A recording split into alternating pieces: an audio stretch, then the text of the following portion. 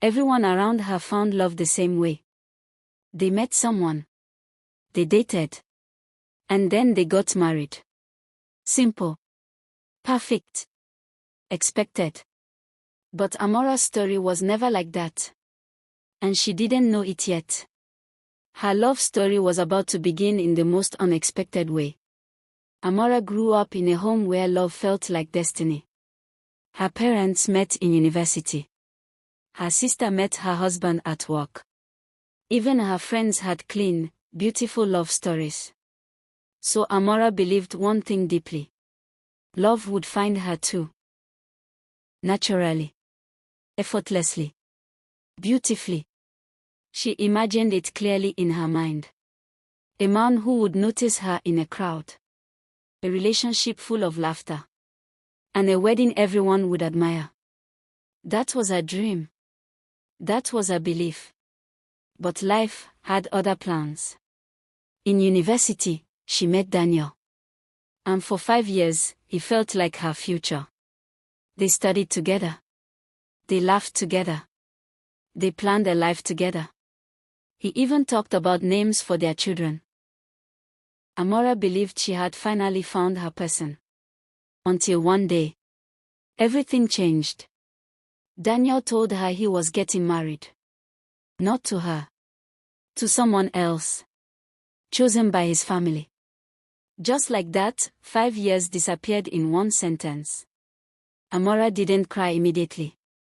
She just stood there, confused, trying to understand how love could end without warning. But that night, when she got home, she broke. And something inside her changed forever. After Daniel, she tried again. And again. And again. But every relationship followed the same pattern. Hope. Effort. Then disappointment. Some men left quietly. Some betrayed her. Some simply disappeared. Each heartbreak made her more tired. More guarded. More distant from love. Until one night, she sat alone in her room and whispered, "Maybe love is not for me."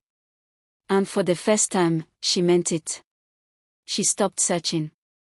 She stopped hoping. She stopped believing. Months later, her aunt came with a suggestion.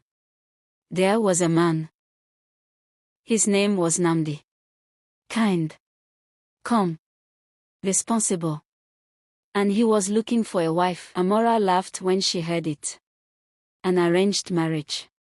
Absolutely not. She had already suffered enough in love. Who still does arranged marriage in the 21st century?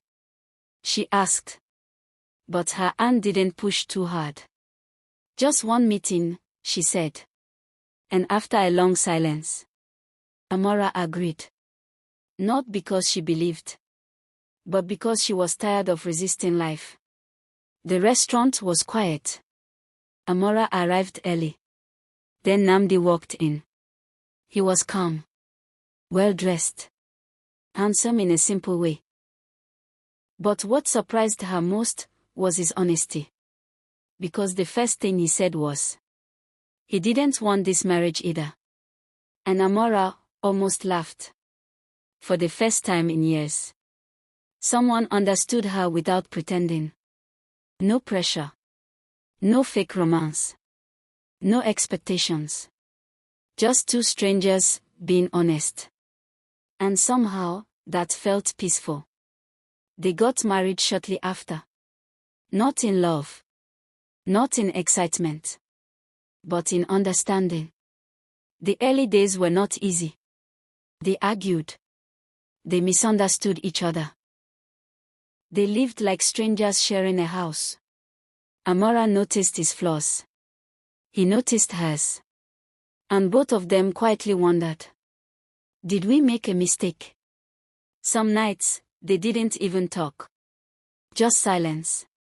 Distance. Uncertainty. But something began to change, slowly.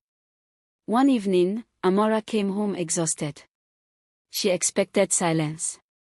But instead, she found food waiting. Namdi had cooked. It wasn't perfect. In fact, it was slightly burnt.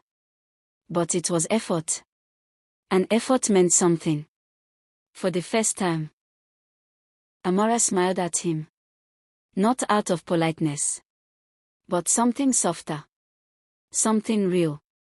Days turned into weeks. They started noticing small things. How Namdi always checked if she got home safely. How Amara always saved him food when he was late. How silence between them slowly stopped feeling heavy. Then came the sick night. Amara fell ill. Namdi stayed awake all night. Not complaining. Not leaving. Just staying. Caring. And in that quiet moment, Amara saw him differently. Not as a stranger, but as someone who cared. One night, after another argument, Amara almost said it, divorce, but she stopped, because for the first time, she realized something. She wasn't afraid of Namdi, she was afraid of being hurt again, and Namdi understood. He simply said, I am not your past.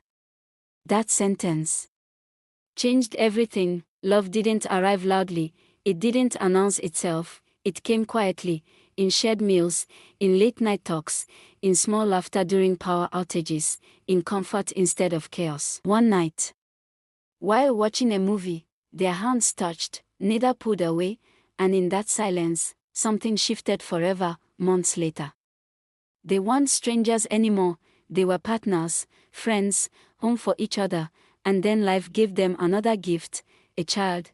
When Amara held her baby for the first time, she looked at Namdi standing beside her, and she finally understood something. Love was never about how it starts, it's about how it grows. Amara once believed love had failed her. But now she knew the truth.